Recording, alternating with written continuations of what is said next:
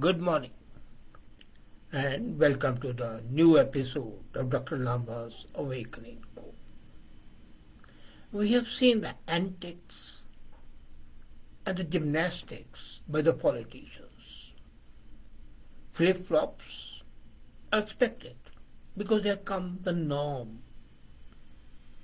But to invoke a draconian mayor, stifling all democratic systems, putting an end to the freedom of expression, becoming a virtual dictator, and then making a U-turn, a 180-degree turn, within 48 hours takes a cake. I've never seen such a thing happen, ever. And the Honorable Prime Minister of Canada just did that. What was his compulsions has caused people to wonder. Why this somersault? As a matter of fact, the very imposition of the Emergency Act was fraught with danger. And this was possible because a so-called New Democratic Party encouraged, assisted, and abetted his attempt to murder, stifle, suffocate democracy.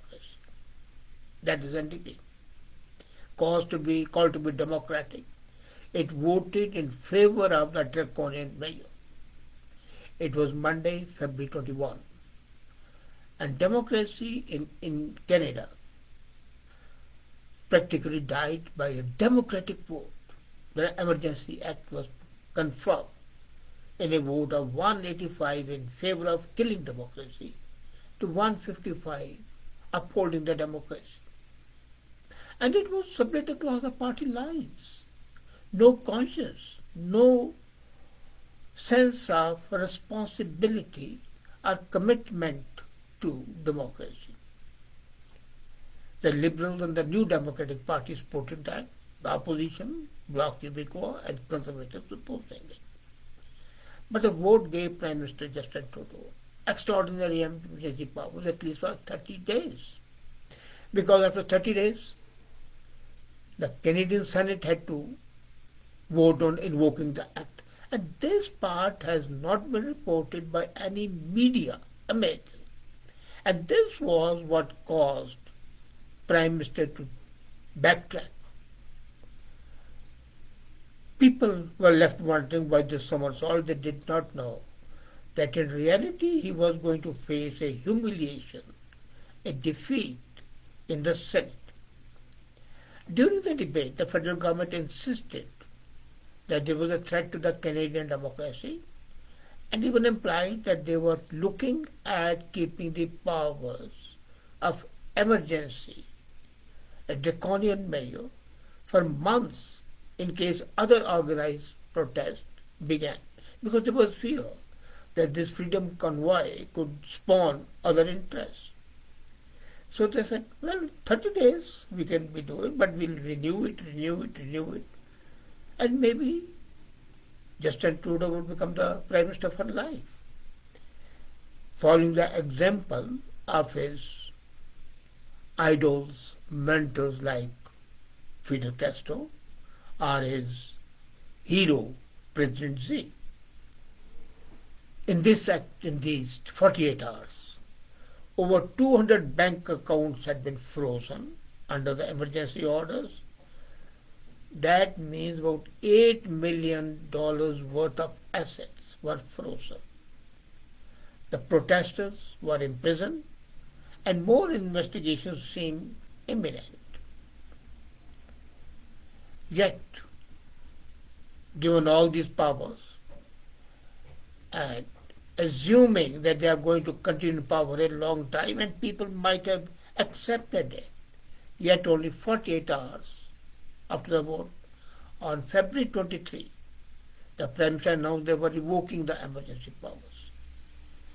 Now, on February 23rd press conference, a Senator David Wells briefly talked at the press conference. The Liberal caucus started calling senators one by one please vote in favor of the Emergency Act. 45 senators indicated they would vote against Trudeau's action. And this was the prospect of humiliating defeat in the Senate that prompted Prime Minister Trudeau to withdraw the obnoxious orders. The second was the economical reasons, which was much more compelling. The main feature of the emergency orders were allowing the banks to freeze the assets.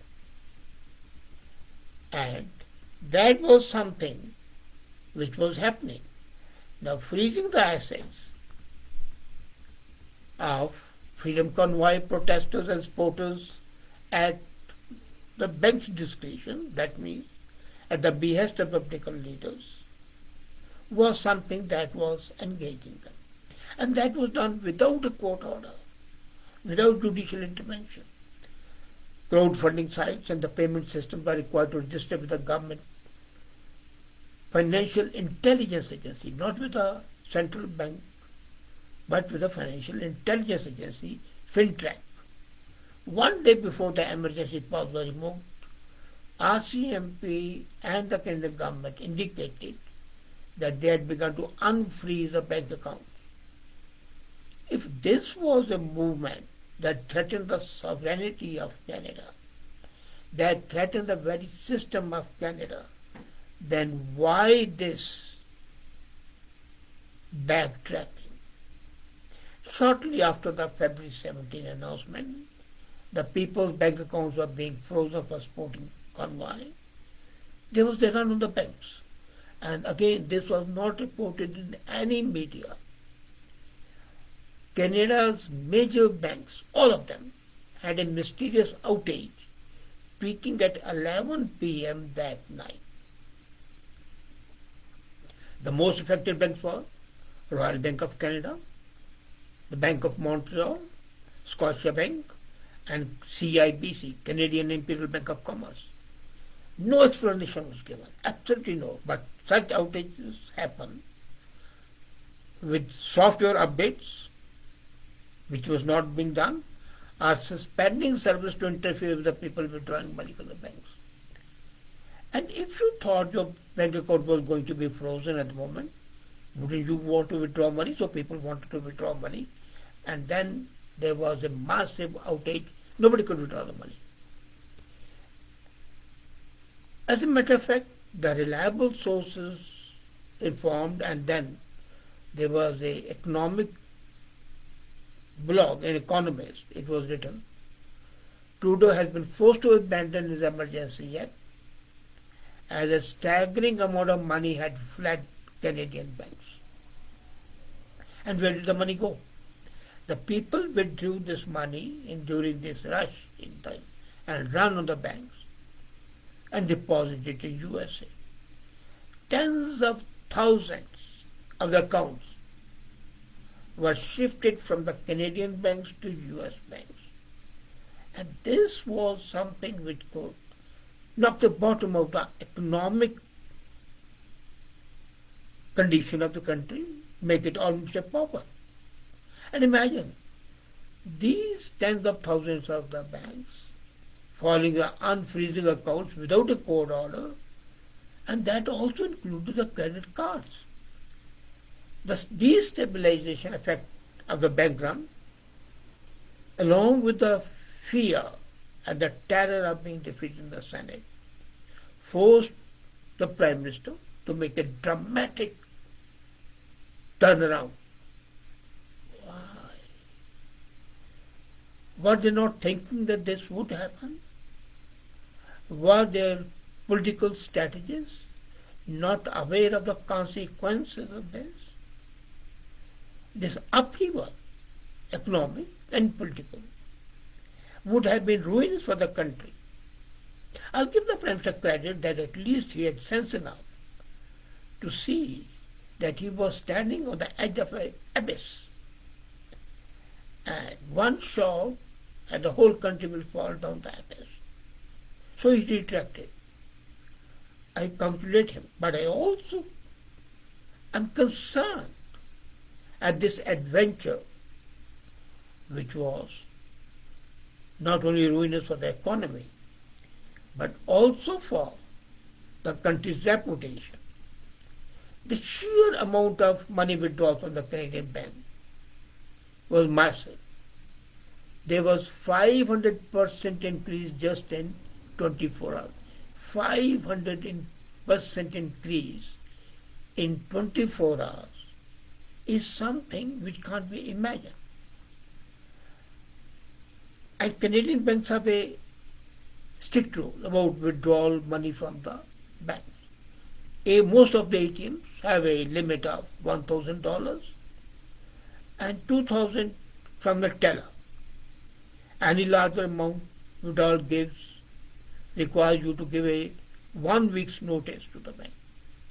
So with the limit being there, $1,000 from the ATM and $2,000 from the teller, 500% increase is something which sends the alarm bells ringing all over to it.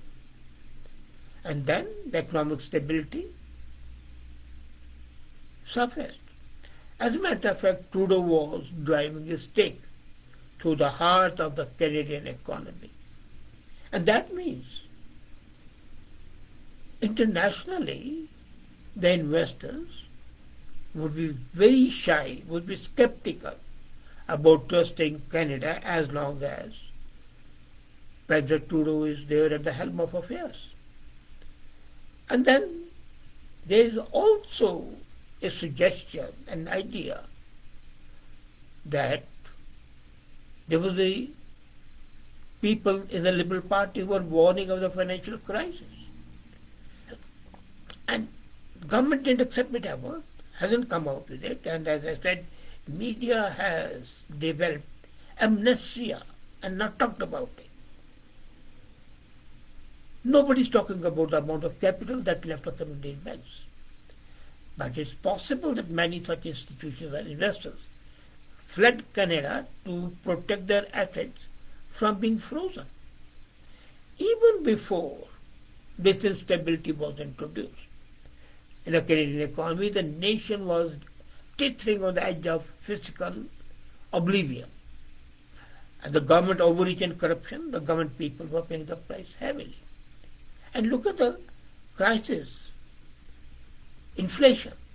In December 21, inflation rates broke 30 years record by rising 4.8%. January 2022, this year, inflation rose to 5.1%. So average Canadian family would pay at least $966 more per year in groceries only, just in groceries. And 80% of the Canadians as a result have changed their food purchases in order to afford groceries. And this is the result of an Angus Reid poll. 35% Canadians are buying less meat and 21% people are eating less fruit and vegetables. So what shall happen to the health of the country? And then, according to Robobank, the Ukrainian supplies a large, sizable amount of wheat and corn, and now that's being interrupted, so prices could jump another 30%. Fuel prices, are being skyrocketing. They have a record heaven high, and for the first time, Ontario gas supply crossed $1.5 per litre. It's about now $1.7 a litre. By the end of the March, it might be $2 a litre. Can we afford that? And if that run on the banks had not stopped, then the economy would have been shattered. On the top of all this, the government next carbon tax increase begins on April 1, All Fools' Day, and you will have an increase on the carbon tax. This would increase gas prices by about 11 cents per litre. And it also would in part in natural gas price to the heat homes. So you will pay $943 in carbon tax for the natural gas. Same is about the diesel. So overall inflation was terrible. And then at the same time the government is increasing taxes. For example, in 2020 the Canadian family allocated 36% of its budget to taxes. And that's what the Fraser Institute report is. And Canadian pension payments will increase by $333 a year. Employment insurance will increase by $63 a year. Income tax will increase across the board. And income above $60,000 a year will pay between $100 to $300 per year. So with all that and economy being on taxes, and I'm not talking about real estate, which has jumped about 30%. The average home today in Canada costs $700,000. Printing money, massive deficit are being adopted with the government. But that's not helping. And the money printing that mirrors Trudeau's deficit financing. Today, now look at it. If the Emergency Act had not been revoked, the national debt of Canada today is over $1 trillion for the first time in the history. And non-financial debt to gross ratio is massive. It is the highest in the world, 343%. That is GDP to financial debt. With those issues, the political and the economic, there was no way that the country would not have been destroyed absolutely, economically, politically, socially, reputation-wise, internationally. And that would have resulted in political chaos and social chaos. So all these constraints combined together and forced the Prime Minister to invoke the emergency. Possibly that was one step. The revocation was good, but the real reasons were kept hidden and people were kept in the dark all the time. Thank you.